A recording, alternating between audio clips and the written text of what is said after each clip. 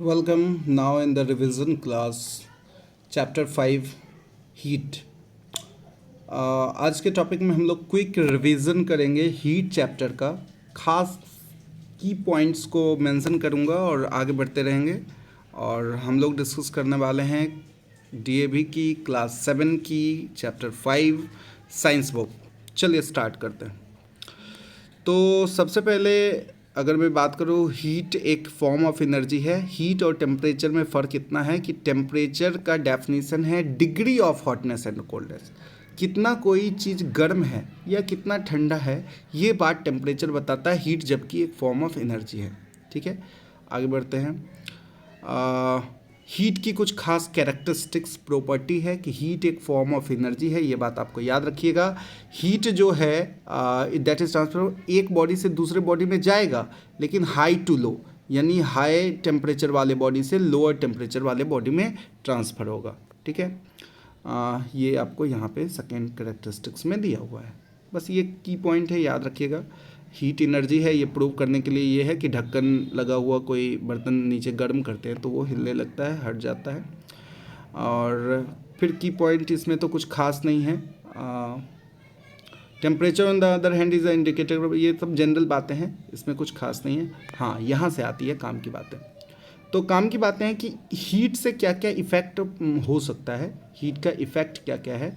तो हीट देखो, किसी भी बॉडी के टेम्परेचर को चेंज कर देता है। आप किसी बॉडी को हीट दोगे, टेम्परेचर राइज होगा, उससे हीट लोगे तो टेम्परेचर डाउन होगा। जैसे क्लास में मैंने डिस्कस किया है आप लोगों से कि जैसे कि हम किसी गर्म बॉडी को टच करते हैं तो उस बॉडी से मेरे में हीट ट्रांसफ़र होता है, यानी वो बॉडी कोल्ड हो रहा है और हमारे बॉडी का टेम्परेचर राइज हो रहा है। दूसरा है चेंज ऑफ स्टेट। इसका बेसिक एग्जांपल आप वाटर से याद रखना कि वाटर को अगर हम गर्म करें, ठीक है, तो ये अपना स्टेट चेंज कर लेता है। क्या हो जाता है, ये वेपर में चेंज हो जाता है। और वाटर को ही अगर कूल करें, ठंडा करें, तो वो क्या किस में चेंज होता है, आइस में चेंज होता है। स्टेट चेंज हो गया ना, सॉलिड, लिक्विड एंड गैस। ठीक है। थर्ड यहाँ पे आपका है थर्मल एक्सपेंशन। थर्मल एक्सपेंशन आप जानते हैं कि एक प्रॉपर्टी है जिसमें कोई भी मैटर हीट मिलने से, गर्मी मिलने से क्या होता है कि अपने साइज को बड़ा कर लेता है। वाटर के केस में ये थोड़ा एक्सेप्शन हो जाता है कि आइस जो है ठंडे होने पे उसका वॉल्यूम बढ़ता है, लेकिन बाकी और सारे जो मैटर होते हैं वो जनरली गर्म होने से आपके साइज़ में चेंजेज आता है। इसको याद रखने के लिए लंच बॉक्स वाला याद रखना कि लंच बॉक्स को खोलने के लिए अगर मान लो कभी इंटरलॉक हो जाता है बहुत अच्छे से, तो आप इसके ढक्कन की तरफ थोड़ा हीट करेंगे तो ढक्कन थोड़ा सा एक्सपेंड हो जाएगा और ये चीज़ें आराम से निकल कर बाहर आ जाती हैं। और याद रखना एक क्वेश्चन भी है कि मेटल रिम चढ़ाना होता है काट के व्हील पे।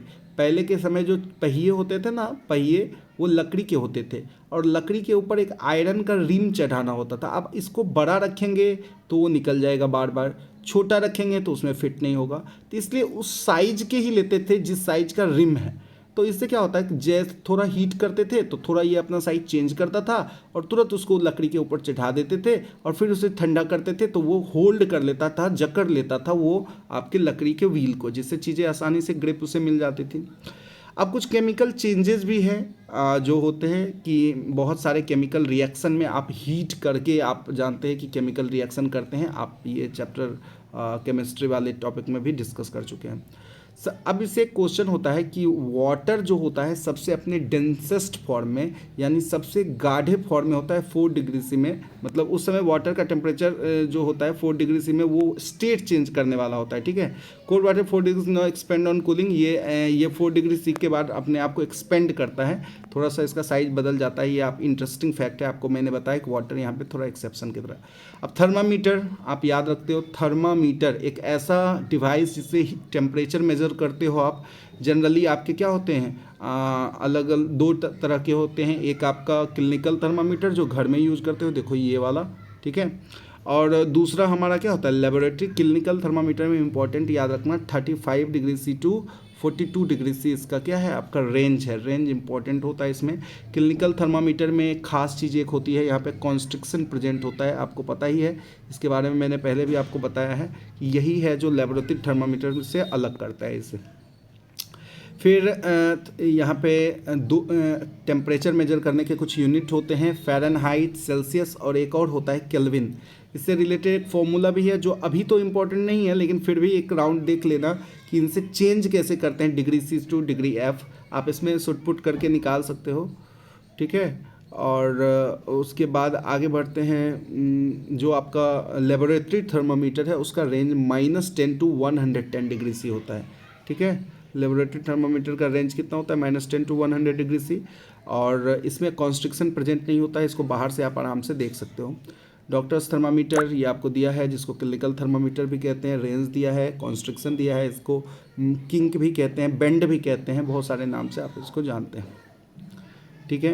अब जो नया थर्मामीटर आया है LCD वाला है, डिजिटल है, थोड़ा सा ज़्यादा कुछ है नहीं। हाँ, थर्मामीटर के अंदर जो मेटल प्रेजेंट होता है वो मर्क्यूरी है, ये याद रखना। मर्क्यूरी जो प्रेजेंट होता है, इससे ज़्यादा क्वेश्चन नहीं बनेंगे। हाँ, अब ट्रांसफ़र ऑफ हीट, इसका एकदम हीरोइक टॉपिक है। Transfer of heat, 3 mode of transfer of heat हैं, कंडक्शन, कन्वेक्शन और रेडिएशन। याद है पहले से आपको। और सबसे पहले तो मैंने आप लोगों को बताया था कि एकदम की पॉइंट, कंडक्शन मतलब याद ही रखना सॉलिड। जनरली कंडक्शन सॉलिड, यानी एक मॉलिक्यूल अपने एडजेसेंट बगल वाले मॉलिक्यूल को हीट प्रोवाइड करेगा और हीट एक बॉडी से दूसरे बॉडी में ट्रांसफ़र हो जाएगा इन तक, तो इसे कहते हैं कंडक्शन। आपका मैंने बताया था कि एक नोटबुक बगल वाले को दो, उसके बगल वाले, उसके बगल वाले, और ऐसे फ्लो ऑफ हीट को कहते हैं कंडक्शन।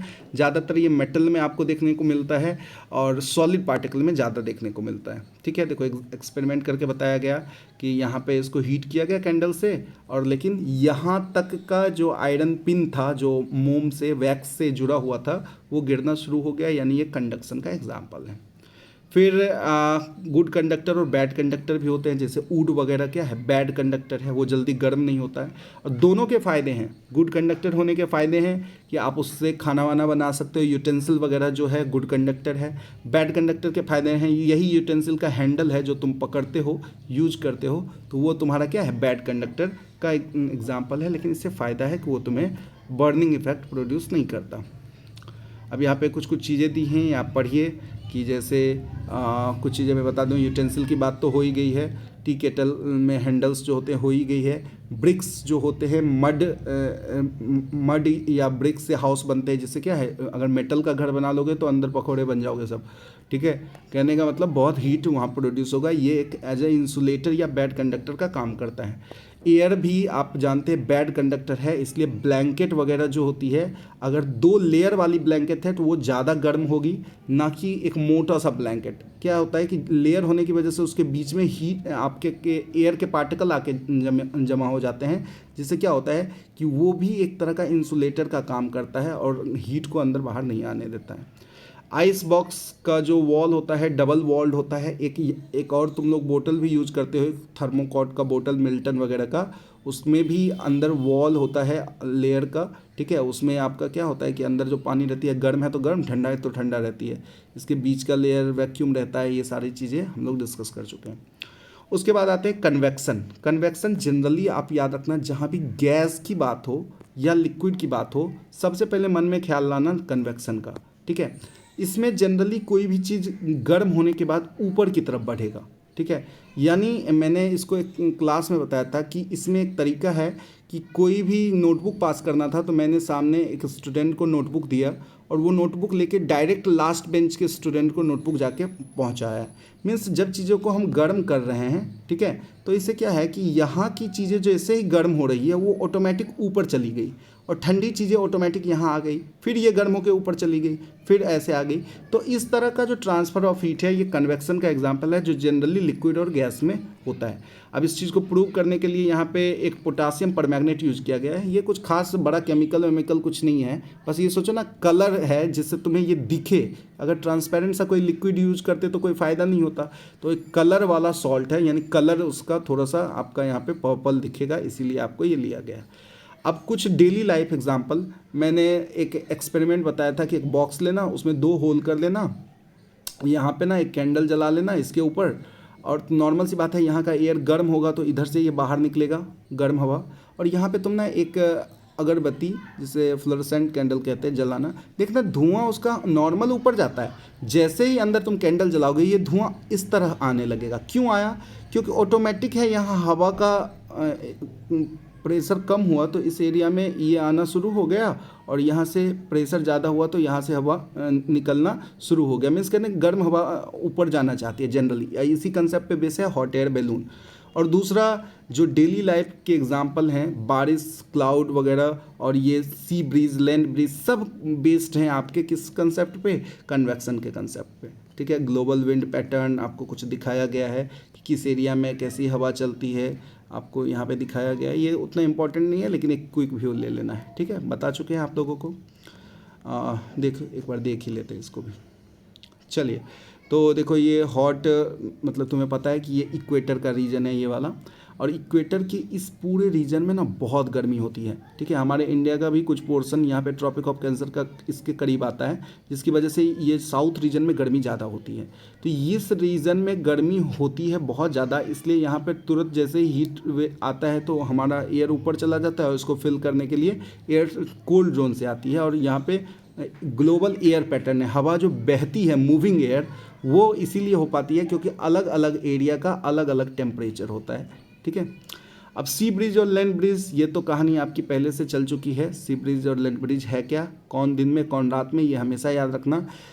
एक कंसेप्ट सिर्फ तुम्हें अगर याद रहेगा कि मतलब हमारा वाटर और लैंड में पहले गर्म कौन होगा, तो तुम याद रखना सबसे पहले गर्म होगा लैंड। दिन में लैंड जैसे ही गर्म होगा, यहाँ का जो हीट एयर था वो गर्म होकर ऊपर चला जाएगा, और इसको भरने के लिए सी की तरफ से एयर आएगी, ठंडी ठंडी हवा। ठीक है, अब लैंड गर्म क्यों होगा, तो इसको जनरल इस तरीके से भी याद रखना कि लैंड का सरफेस रफ है, डार्क है, जिसकी वजह से वो ज़्यादा हीट एब्जॉर्ब करेगा, इसलिए जल्दी गर्म होगा। ठीक है, और ये गर्म हवा ऊपर चली गई और यहाँ से ठंडी हवा आई, तो दिन के समय कौन सी हवा आएगी, सी ब्रीज आएगी, और रात के समय यही लैंड जितना जल्दी गर्म उतना जल्दी ठंडा होगा। जबकि पानी गर्म ही रहेगा तो लैंड ठंडा हो जाएगा, तो ये एरिया में कूल एयर और ये एरिया में हॉट एयर, तो इसकी वजह से लैंड की तरफ से हवा चलेगी, एयर चलेगी सी की तरफ, तो इसको हम लोग लैंड ब्रिज कहते हैं। ये डे टाइम, नाइट टाइम, ये याद रखना। ठीक है, अब ये साइक्लोन का भी जो इफ़ेक्ट होता है ये इसी की वजह से पैदा होता है, क्योंकि जोन बन जाते हैं वहाँ पे। जैसे कि इस एरिया में मान लो कि एकाएक गर्मी की वजह से सारे हवा गर्म होकर ऊपर चले गए, तो ये जो पूरा एरिया अगल बगल का है ऑटोमेटिक चाहेगा कि हम अंदर की तरफ आएँ, कि आके जल्दी से इस जगह को भरे, और इसी वजह से यहाँ साइक्लोन वगैरह, ये सब भी इफेक्ट है कन्वेक्शन का, मॉनसून विंड सब। अब आते हैं रेडिएशन का। रेडिएशन वर्ड को रेडिएट वर्ड से याद रखना, जिसका मतलब होता है कि कितना हीट एब्जॉर्ब। ये इसके लिए कोई मीडियम की कोई ज़रूरत नहीं होती है। ठीक है, इसके लिए कोई मीडियम की ज़रूरत नहीं। तुम्हें पता है कि अगर सन से अर्थ तक कोई हीट का लाइट आई है, सनलाइट आई है, तो रास्ते में कितना जगह वैक्यूम था, उसके लिए कोई मीडियम नहीं था, कोई एयर पार्टिकल नहीं था, फिर भी हीट आई। तो ये हमारा रेडिएशन की वजह से, रेडिएशन वर्ड वहाँ पर भी तुम्हारा इफेक्टिव होगा जहाँ पे कलर की बात करें। क्वेश्चन पूछे कि गर्मी के समय हम वाइट कपड़ा पहनना पसंद करते हैं, ठंड के समय ब्लैक, ये किस ट्रांसफर ऑफ हीट का एग्जाम्पल है? चिपका देना, रेडिएशन।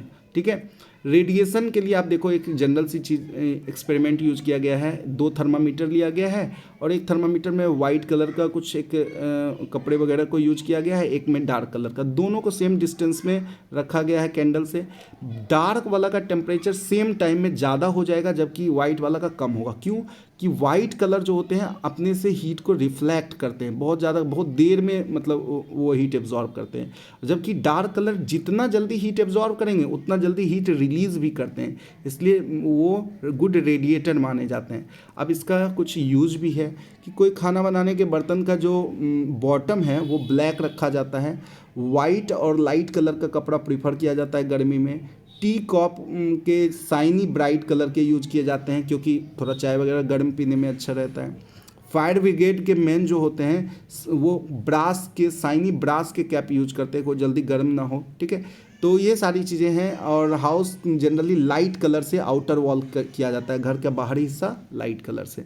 और भी कुछ हैं, many building in the city is coated with shiny glass. देखे होगे सिटी में बिल्डिंग को ग्लास रहते हैं, इससे क्या होता है टेम्परेचर कम होता है, यानी कम एसी का यूज करना पड़ेगा। एसी तो यूज करना पड़ेगा, लेकिन मतलब कम उनको टेम्परेचर मतलब इफेक्ट यूज करना पड़ेगा उसका। ठीक है, अब थर्मोफ्लास्क ये तो मैंने बताया ही था, मिल्टन वाला याद रखना। उसके अंदर आप हॉट चीज़ हॉट, ठंडी चीज़ ठंडी रहती है कि उसका वॉल जो होता है उसका बहुत ही एक स्ट्रक्चर मैंने बताया था कि उसके वैक्यूम रहता है, जिसकी वजह से पानी अच्छे से वहाँ पे हीट के कंटेक्ट में नहीं आती है, ट्रांसफ़र ऑफ हीट वहाँ कम होती है। क्लिनिकल थर्मामीटर पता है, कंडक्शन जो हीट को पास होने दे, कंडक्टर ऑफ हीट पता ही है, मटेरियल होगा ही कोई ना कोई, कन्वेक्शन पता ही है, degree celsius, heat insulator, land bridge, sea bridge, thermometer, सारी चीज़ें क्लियर है। क्विक रिवीजन आपका डन हो गया है, एक्सरसाइज क्वेश्चन मैंने करवा दिया है।